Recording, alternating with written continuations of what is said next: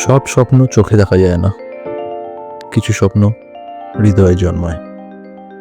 আর বাইকারদের ক্ষেত্রে এরকমই একটা স্বপ্ন মানে একটা গন্তব্য, যা শুধু মানচিত্রে একটা জায়গা নয়, বরং নিজের কাছে একটা প্রতিশ্রুতি,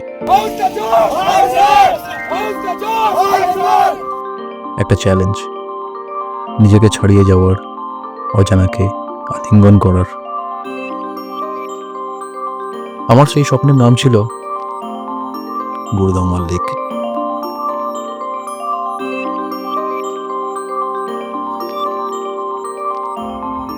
(17,800 ফুট উঁচুতে হিমালয়ের কোলে আকাশকে ছুঁয়ে থাকা নীল আয়না।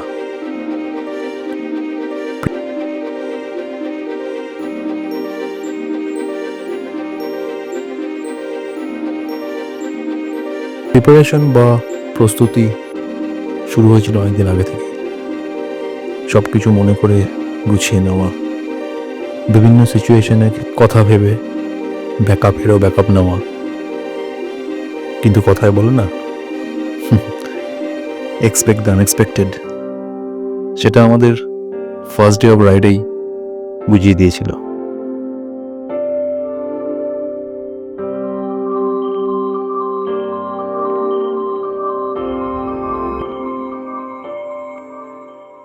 অলরাইট, টাইম হচ্ছে 9:01।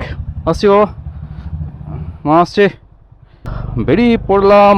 এখন অবধিকার বোধহয় সব থেকে বড়ো ট্রিপে আমি বলতে পারবো। সব থেকে বড়ো ট্রিপ বলতে আর সব থেকে টাফেস্ট ট্রিপও বোধহয় হতে পারে এটা, আমার যা মনে হচ্ছে।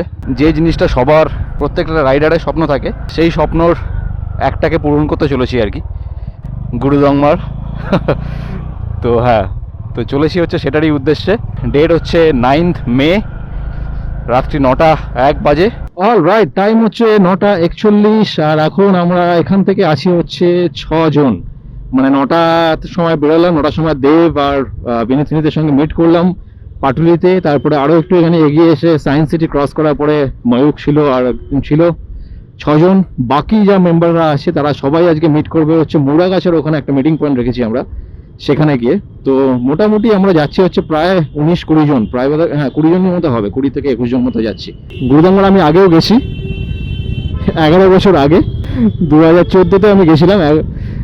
তবে সেটা বাইকে নয়, ফ্যামিলিকে নিয়ে গেছিলাম।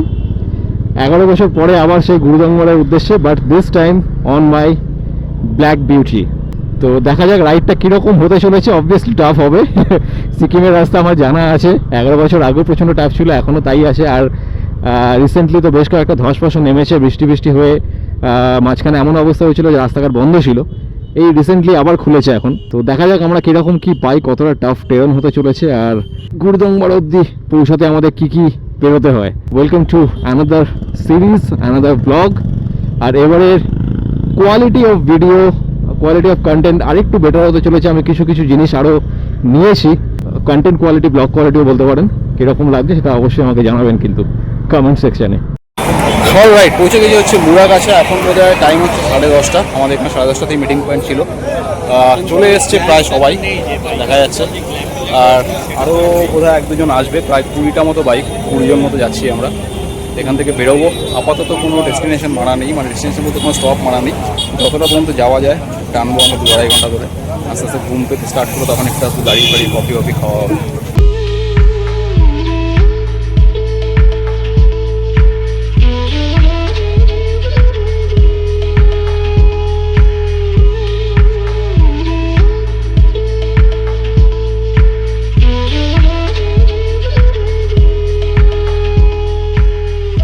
অলরাইট, তো টাইম হচ্ছে 11:39। উচ্ছ্বাস বার, যাকে উচ্ছ্বাস আর উদ্দীপনার সাথে আমরা বেরিয়ে পড়লাম এই মুড়াগাছা থেকে। অনেকক্ষণ টাইম হয়ে গেল। আমরা ভেবেছিলাম হাফ অ্যান আওয়ার মতো রেস্ট নেবো, কিন্তু যা হয় আর কি, একটা বড় গ্রুপ, 20 জনের গ্রুপ, সবার আস্তে আস্তে কাজ মিটিয়ে সবাইকে আসতে হচ্ছে। প্রথমটাতে একটুখানি লেট হয়েছে অনেকেরই পৌঁছতে। টানা চালাবো এখন আমরা মোটামুটি 1 ঘন্টা 46 মিনিট মতো, 105 কিলোমিটার। এরপর একটা নীলাচল পেট্রোল পাম্পে একটা জায়গাতে একটা ব্রেক দেবো আমরা, কিছুক্ষণ দাঁড়াবো, কাউকে রিফিলিং করতে হতে পারে যারা করেনি, তারপরে আবার সোজা যাব। টাইম হচ্ছে রাত্রি 1:36। আমরা আছি হচ্ছে এখন নীলাচল পেট্রোল পাম্প, মানে নীলাচল ইয়েতে কৃষ্ণনগর থেকে ক্রস করে কিছুটা আর কি। এইখানে লাস্টবার আমরা এইচ টু এইচ রাইডে যাওয়ার সময় ওখানে দাঁড়িয়েছিলাম। তো এই হচ্ছে আমাদের এন্টায়ার গ্রুপ। এখান থেকে আবার আমরা এখন স্টার্ট করব। 1 ঘন্টা 30 মিনিট মতো চালাবো, 90 কিলোমিটার। সামনে একটা টোল পড়বে, টোলের পরে রাস্তাটা একটুখানি খারাপ আছে শুনলাম। তো যাই হোক, দেখা যাক। চলো, 1:38 বাজে। কি হলো আবার এইখানে ইয়ের পর থেকে রাস্তাটা অনেকবার ডিভাইডেড হয়েছে অ্যাকচুয়ালি। মাঝে মাঝে এরকম সিঙ্গেল লেন হাইওয়ে হয়ে গেছে, আমি জানি কিছু দেখা যাচ্ছে না হঠাৎ করে। আর চারপাশে পুরো বালি ফেলে রেখেছে মানে রাস্তার কাজের জন্য। সেখানে প্রবাবলি এর গাড়িটা একটু স্কিড করে গেছে। কি হয়েছে? বালিতে স্কিড করেছে নাকি? বালিতে স্কিড করেছে? কোথায়? এই দিকে না ওইদিকে হয়েছে?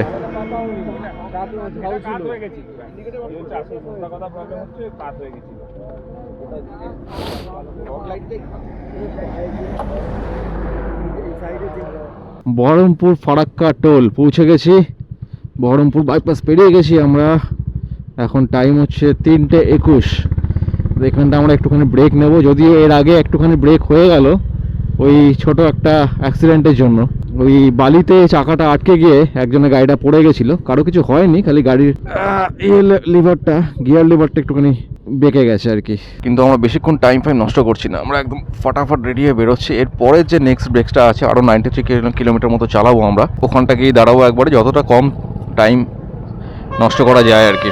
টাইম হচ্ছে 5:05 আর বাড়ি থেকে চলে এসেছি 308 কিলোমিটার, মানে 308.6 কিলোমিটার। অ্যান্ড প্রায় আমরা চলেই এসেছি হচ্ছে ফারাক্কার কাছে। তো এবারে একটুখানি লেটেই পৌঁছালাম অ্যাকচুয়ালি। আমার মনে আছে আগেরবার অনেক আগে ঢুকেছিলাম, একদম ভোর রাতে ক্রস করেছিলাম ফারাক্কা। আমার বাড়ি থেকে এক্স্যাক্ট 310 কিলোমিটার, মানে 310.5 কিলোমিটারসে পৌঁছে যায় হচ্ছে ফারাক্কা। 5:07 বাজে। এবার দেখা যায় এটা পেরোতে কতক্ষণ টাইম লাগে, বিকজ এর ওপরে রাস্তা আগাগোড়াই খারাপ ছিল, এখনো খারাপই থাকবে। তার প্লাস জ্যামটাও আছে। ওই পাশের ব্রিজটা যেটা হচ্ছে সেটার কাজ প্রায় কমপ্লিট। রিসেন্টলি একটা রিলসও দেখলাম যে ওর ওপরে পিচ ফেলা হয়ে গেছে, প্রবাবলি খুব তাড়াতাড়ি স্টার্ট হয়ে যাবে। উফ, কি লাগছে!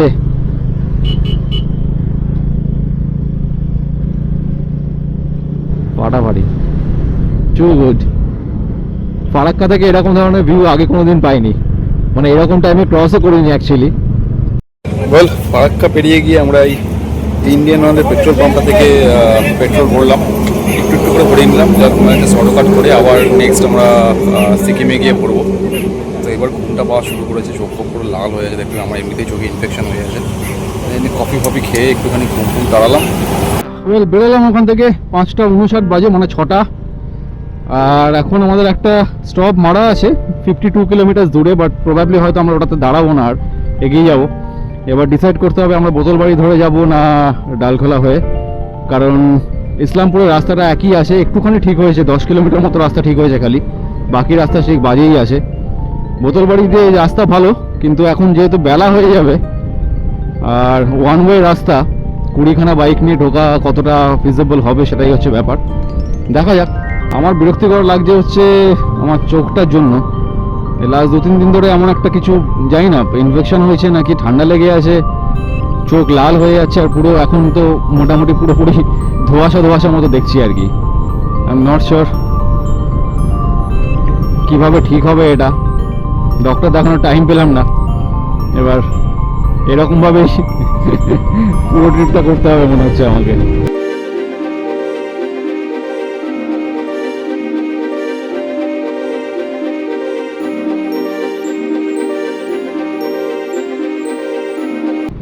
এক্ষুনি খবর পেলাম আমাদের একজনের একটা বাজে অ্যাক্সিডেন্ট হয়েছে নাকি, জানি না কোথায়। আমরা ওখান থেকে ফিরে এলাম আবার ঘুরে, কি হয়েছে দেখি কোন জায়গাটায়। এই বাইকটার সঙ্গে নাকি অ্যাক্সিডেন্ট হয়েছে।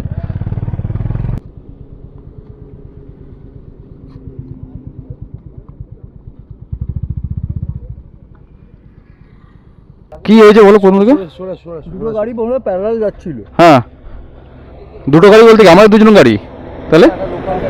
লোকাল বাইক, হ্যাঁ 130 সিসি কি 125 সিসি হবে। হ্যাঁ, ওকে ওভারটেক করতে গেছিল, কোনোভাবে ওকে ওর সাথে সাইড অন ধাক্কা লাগে। হ্যাঁ, ও সঙ্গে সঙ্গে ও ব্যালেন্স লুজ করেছে। হ্যাঁ।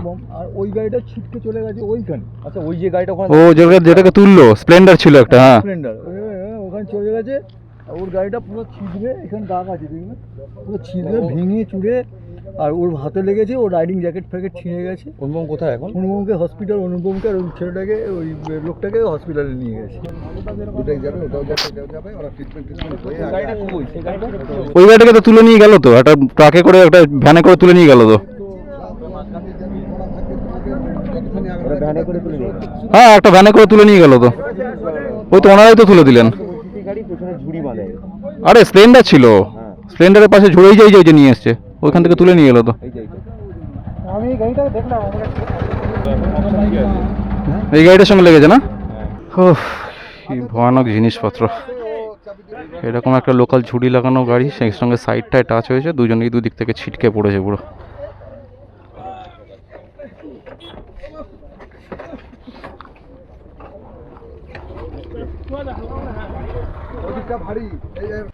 টাইম হচ্ছে এখন 2:09, আর আমরা কোথায় রয়েছি দেখুন, রায়গঞ্জ হাইওয়ে পেট্রোলের police station. Because of the reason যে অ্যাক্সিডেন্টটা দেখালাম, সেটার জন্যই এত কিছু। ওই সেই সকাল 8টা থেকে এখন দুপুর 2টো বেজে গেল, সব কিছু করতে করতে। যার অ্যাক্সিডেন্ট হয়েছিল তাকে হসপিটালে পাঠিয়ে ছোটোখাটো একটু ট্রিটমেন্ট করালো, কিন্তু এখানে করা যাবে না, তাকে আর রাইড কন্টিনিউ করতে দেওয়া গেল না। তাকে এখান থেকে একটা গাড়ি অ্যারেঞ্জ করে পাঠানো হলো তার বাড়ি কলকাতা। গাড়িটা এখানে এসে পড়ে আছে থানায়, ওই যে গাড়িটা পড়ে আছে, এটাকে এখান থেকে টোয়িং করে পাঠানো হবে হচ্ছে বিগ উইং রিপেয়ারের জন্য। সেটা আজকে হলো না, যেটার জন্য এতক্ষণ চেষ্টা করলো দেব, এটা হলো না আলটিমেটলি। সেটা কালকে যাবে গাড়িটা। আমরা দাঁড়াতে পারছি না, সারা রাত ঘুমোনো নেই, খাওয়াও নেই সেরকমভাবে কিছু। তো আমরা এখন এখান থেকে বেরিয়ে যাব আমাদের হোটেল। এখান থেকে এখনও আমাদের 2 ঘন্টা 43 মিনিট দেখাচ্ছে, 140 কিলোমিটার। জানি না কখন পৌঁছবো, কখন খাবো, কখন শোবো, রেস্ট কতটুকু হবে, কারণ কালকে আবার আর্লি মর্নিং বেরোতে হবে। আর্লি মর্নিং মানে প্রায় 4টে-5টা নাগাদ বেরোতে হবে, and that too with my eye condition.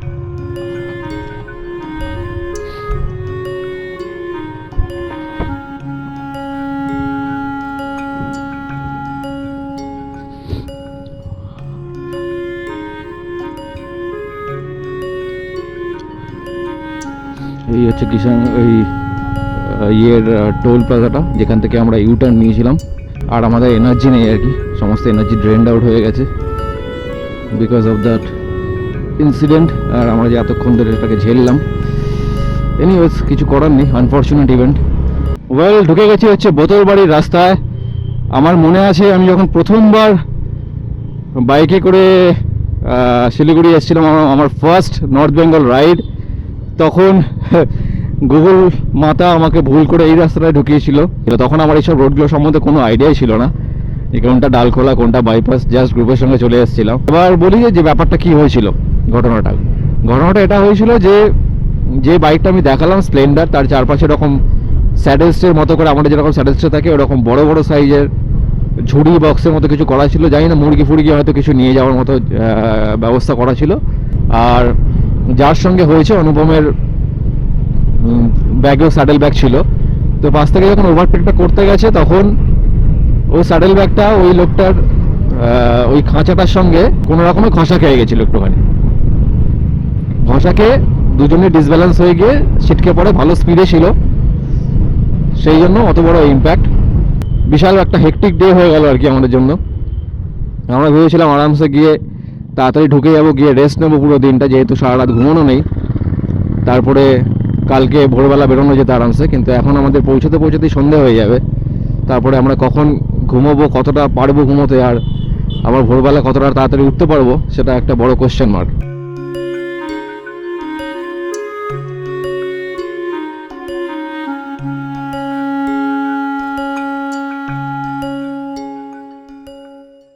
We are damn tired man, damn tired, seriously বলছি, মানে exhausted. At last পৌঁছালাম হচ্ছে আমাদের হোটেল। এই হচ্ছে হোটেল সাই প্যালেস, আজকের রাতের ঠিকানা। এটা আজকে আমাদের দুপুরবেলার থেকে ঠিকানা করা ছিল, কিন্তু আনফর্চুনেটলি এই সন্ধ্যেবেলা পৌঁছালাম, আবার ভোরবেলা বেরিয়ে যাব। জানি না কতক্ষণ কি শুতে পারবো আর কি।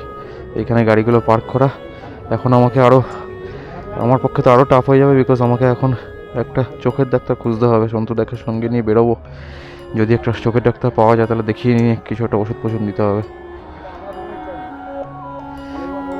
আহ,